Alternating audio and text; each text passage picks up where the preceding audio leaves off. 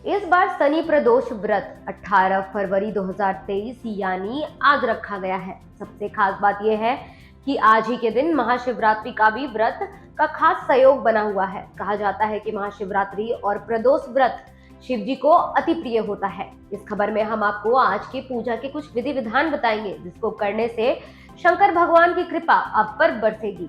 नमस्कार, आप देख रहे हैं लोक आवाज और मैं हूं यति आपके साथ। प्रत्येक महीने में दो पक्ष होते हैं, एक कृष्ण पक्ष और दूसरा शुक्ल पक्ष। इस दोनों ही पक्षों की त्रयोदशी को प्रदोष व्रत रखा जाता है और प्रदोष व्रत में भी प्रदोष काल का महत्व होता है। बता दें कि प्रदोष काल उस समय को कहा जाता है जब दिन छिपने लगता है, यानी सूर्यास्त के ठीक बाद वाले समय, और रात्रि के प्रथम प्रहर को प्रदोष काल कहा जाता है। त्रयोदशी के दिन प्रदोष काल के समय भगवान शंकर की पूजा का विधान है। त्रयोदशी की रात के पहले पहर में जो व्यक्ति किसी भेंट के साथ शिव प्रतिमा के दर्शन करता है, उसे जीवन में सुख ही सुख मिलता है।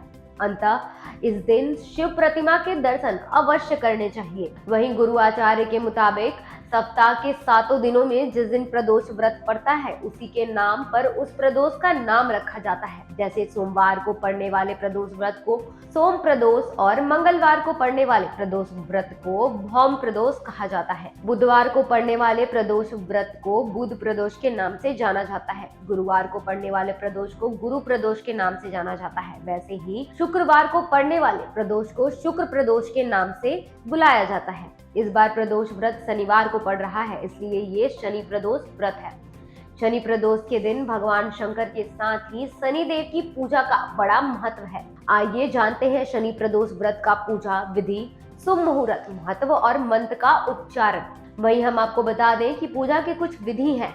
इस दिन सूर्योदय से पूर्व उठकर सभी नित्य कर्मों से निवृत्त होकर स्नान करना चाहिए। इसके बाद सूर्य भगवान को अर्घ दे और बाद में शिव जी की उपासना करनी चाहिए। इस दिन भगवान शिव को बेलपत्र, पुष्प, धूप, दीप और भोग आदि चढ़ाने के बाद शिव मंत्र का जाप, शिव चालीसा करना शुभ माना जाता है। ऐसा करने से मनचाहे फल की प्राप्ति के साथ कर्ज की मुक्ति से जुड़े प्रयास सफल रहते हैं। सुबह पूजा आदि के बाद संध्या में यानी प्रदोष काल के समय भी पुनः इसी प्रकार से भगवान शिव की पूजा करनी चाहिए। शाम में आरती अर्चना के बाद फलाहार करें।